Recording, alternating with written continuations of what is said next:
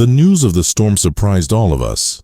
Our weather data is generally quite comprehensive, especially as the rig was located in the middle of the ocean, and it had been nothing but clear skies throughout the past week. But it's the ocean, right? Shit happens. The weather guys are really good at what they do, but that doesn't make them omnipotent. When we saw its dark, defiant walls of clouds move our way, we knew it wouldn't be long until it reached us. It was early evening, the sun slowly swelling like a rotting orange on the horizon. Soon, it would be dark. Most of our normal operations had to be halted until we could further assess the brevity and magnitude of the storm. At that point, we were mostly feeling annoyed at the unexpected delay. We generally enjoyed our work, as there's not a whole lot to do in your downtime. Not long after, we were completely engulfed in darkness, and the storm hit us with fury. We were all stacked up inside, watching it through the windows, save for those working communications and general operations on other parts of the rig. We watched it fight through the ocean, digging into it, producing tall waves and deep, deadly trenches that moved in chaotic patterns. The wind grew 1,000-fold, wheezing past us like a rabid animal as it tried to break through the windows and unlock the doors. And then the thunder emerged, like the gleaming wrath of God herself. The black sky ripped open in fast succession, flashing the water in bursts that made it look like crumpled aluminum foil. The windows became a slurry of raindrops as the rain battered the glass, aided by gusts of wind. But we weren't scared. We knew how strong the rig was. We knew we were safe. But then the reports started coming in. The guys working the comms relayed the information through the radio, and then those guys screamed over the roar of the storm, telling the rest of us what they'd heard. The Air Force reported something flashing in the sky, negative, not lightning, above the clouds. Something is rising from the seabed, possible earthquake. There are multiple anomalies in our readings, rechecking all transmissions and reports for the cause, possible electromagnetic interference. We started feeling uneasy and began to talk about what was happening. Why was the Air Force giving us updates about a storm? And what could be rising from the ocean? Soon 100 other things were shouted, relayed, and talked about in loud shouts that held the spirit of whispers. I almost forgot about the storm as everyone started to become more agitated, which made me more scared of the people than the chaos outside. In the cacophony, people had to shout over each other to discuss the messages, and the flashing outside seemed to become startling to some. I didn't like the overcrowdedness and the potluck of noises I couldn't quite discern from each other. That was something I wanted to get away from when I began working at the rig. It felt like we were herrings in a tin can, and the lid was about to be popped. As another bolt of lightning flashed, someone shouted, "I see it! It's coming up!" He burst through the doors, letting the rain fall and the howling, cold wind inside.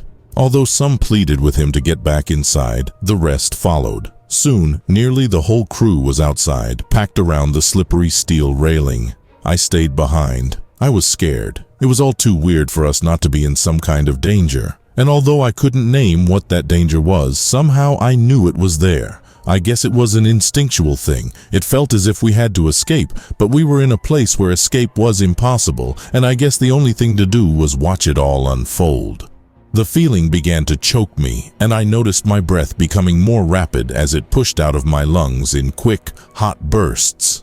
I then realized I was the only one still inside. The echoes of shouting had relinquished the insides of the rig, and I could finally think clearly again. But then some ancient sense of peer pressure emerged, and through the fright and uneasiness pushed through a feeling of stupidity. Was I being less of a man for not going out to look? Was I the weird one? And if this would all blow over soon, would I get some stupid nickname for being a scaredy cat? For some reason, that feeling prevailed, and I stepped outside into the rain to join the others. In an oil rig, as with any place that's close quarters, especially with men, it's better not to be singled out. In a matter of seconds, I was soaked. The lightning was loud, like cymbals cracking under pressure. The flashing and the darkness playing with each other felt nauseating, and my sense of up and down blurred as my vision was cut from pure white light to empty blackness. I broke through the shouting crowd of wet men, like a hand sorting through laundry. I came to the edge of the railing and clenched it as hard as I could. At first, I couldn't see anything. But then, Another flash came, and for a moment it seemed to linger, lighting the unbearable sight in all its unholy glory. From the ocean, some 100 feet away from the edge of the rig, rose a gigantic stone obelisk. It was darker than the night, as if it soaked all the light around it. It was wider and taller than our oil rig, like a skyscraper. It grew until it blocked out the sky, and another flash made it cast a shadow on the rig. I felt like it was about to fall on us, crushing the lucky into mush and sending the rest into the cold, black water below. But in that flash, I saw something else as well. Things were moving along the wretched stone hull of the obelisk. Long and thin creatures with sharp features, like thorns. From the distance, they looked like ants atop a hill. And that's the thought that made me realize how many there were. There must have been thousands of skittering beings. For no genuine reason, the sight revolted me to my core, a feeling that entrapped my body in a long, trembling shiver. I realized that the others were no longer shouting. They were mesmerized, perhaps by awe or fright. And although I could feel my gaze linger on that wretched black totem, my legs moved from some frightful power inside me. I ran inside and down flights of stairs with my feet constantly slipping, barely holding on to the blunt serrated steps until I found a secure room with a thick door. As I ran, I could hear the radio system blaring all kinds of panicked words, like something out of a war movie. I wasn't even sure where I was exactly, but it felt safe. I locked the door and sat down. I could still hear the storm bludgeon the rig, moving its folded metal parts in a deadly dance.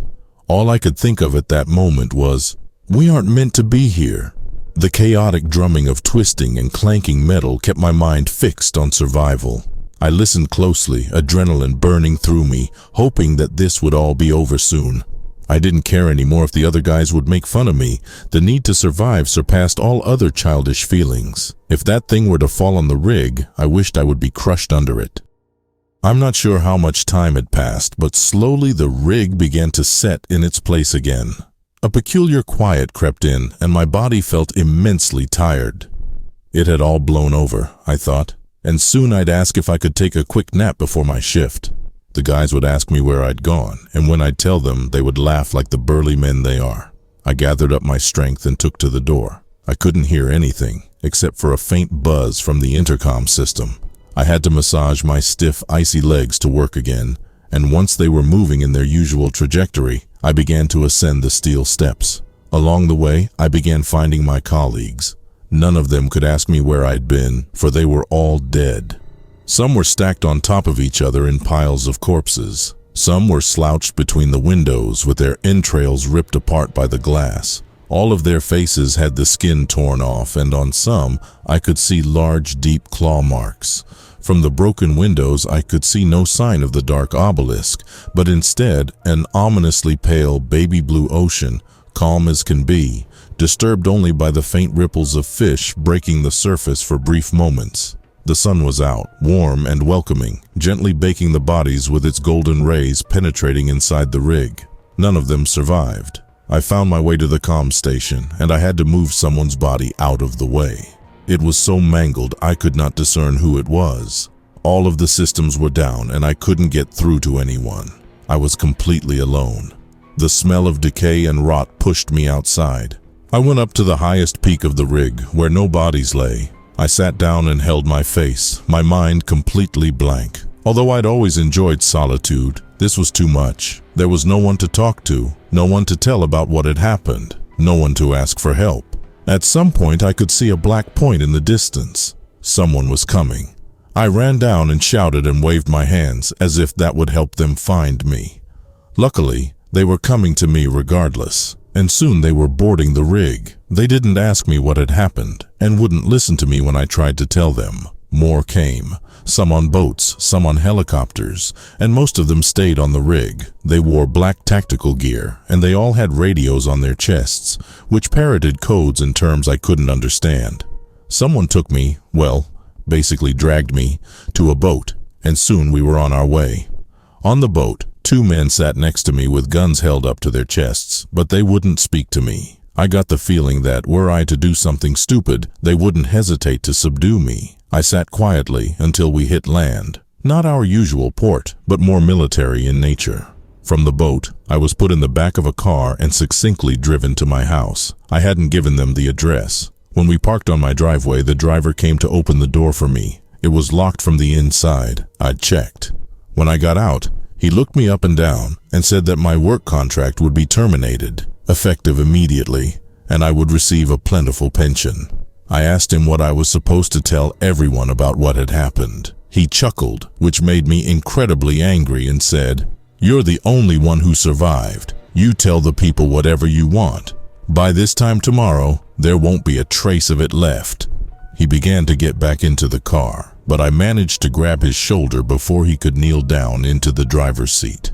He pushed my hand off with quite a bit of force and stared at me with his hand ready to grab the gun I then noticed was perched on his side. During the trip, I'd come up with 100 questions to ask, but I knew I probably wasn't going to get answers to any of them. I decided to ask just one, the one that mattered the most. "What was it?" He thought for a moment, and seeing my rather non-aggressive stance, he relaxed his arms and said with a sliver of genuine empathy, "Something that shouldn't be here. You're better off just forgetting it ever happened." He then drove off, and it took me some time to gather up the strength to go inside my house. But I can't forget, and I can't prove it either. He was right. There's already a story for the whole thing. Everything's cleaned up, nice and shiny, and now some company bought the oil rig for a cheap price and is about to start using it again for its intended purpose. But I just can't let it go. Not just for the obvious reasons, the trauma, the regret, the shame, but because whenever I close my eyes, I see that black totem. But now it's not standing over the oil rig. It's standing over everything, blocking out the sun, and there's a feeling attached to it, a feeling I can't find the roots of, a feeling so foreign I wish I could carve it out of me with a knife. It's coming soon, and there's nothing we can do to stop it.